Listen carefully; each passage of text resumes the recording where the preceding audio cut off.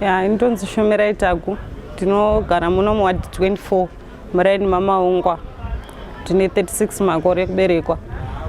Zvaitika ndezvekuti ndabva kumba ndakapfeka regalia makuseni past 7 to 8 ndichisvika pane nzira yatinopinda nayo ichipinda pamashopu panova parashai ndaona pakamera nomeni maungwa abva auya ndokundibloka road. Saka pandibloka road anga achinditi mhaidzokerai kumashure pano pakaipa. Saka ndanga ndakonfused ndakubvunza kuti pakaipei. Paita mumwe murume anga akapfeka jaketi rebrown handizivi zita rake. Abva auya svika ndimuri kupaza mashopu edu panapa. Ndikati tinogopaza mashopu haukamu nekuti isusu tiri kuuya kurali yapurezidendi vedu nhasi. Zvikanzi hamutiudzi izvozvo tatitobvai panapa mukaona mota iyo ikasvika panapa hamuchatobvi zvakanaka panapa. Saka pabva pasvika motikari yatogarepi yasvetuka mayuthi maviri. Ndobva auya pandiri achinditi dzokerai ndobva zvanzi aya tavati ngavadzokere asi ngavabvise hembe dzavakapfeka. Vabva vandikurura hembe t-shirt yanda ndakapfeka regalia ndobva vandibvisa kepi yandanga ndinayo vandikandira ndatofamba ndakashama ndichibva ipapo ndichienda kuseri.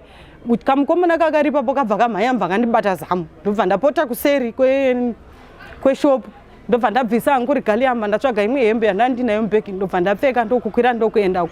Asi ndisati ndakwira kuenda ndanzwa kuti pane vamwe vedu vakarohwa kubva nezuro manheru namanje tisati taziva kuti vari kupi vanhu ivavo.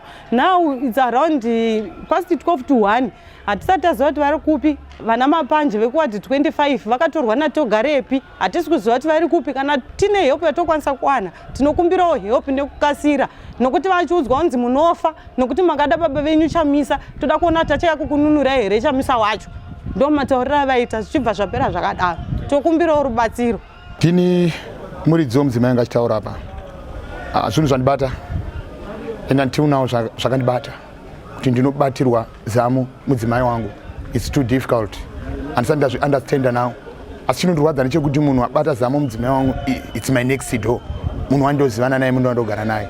Saka ini zviri kuramba zvindiafecta. Asi hazvireti kuramba takanyararidzana pachigarisano. We have a police, but police haina zvairi kutibatsira. Iripo, but haina zvairi kutibatsira. It's too pain about that. So sometimes it's too difficult to understand that situation. Andisati ndazvinzwisisa because it's too difficult. Ko iye munhu anga agwadairi abatirwa mukadzi, how do you feel? Ko iye togarepi dairi abatirwa mukadzi zamu, how do you feel? It's too difficult. Zvinhu zviri kundiafecta nanhasi. But zvakadaro President unosochamisa nokuti wabatwa nemunhu wezano handachandotya. I will continue to love my wife, but the problem is one. I will continue with the victory ya Nelson Chamisa. Ndicharamba ndakabatirira pana President Nelson Chamisa. I wait with my president and I love my president. I love my party. I'm proud with Triple C. Thank you. May God bless you.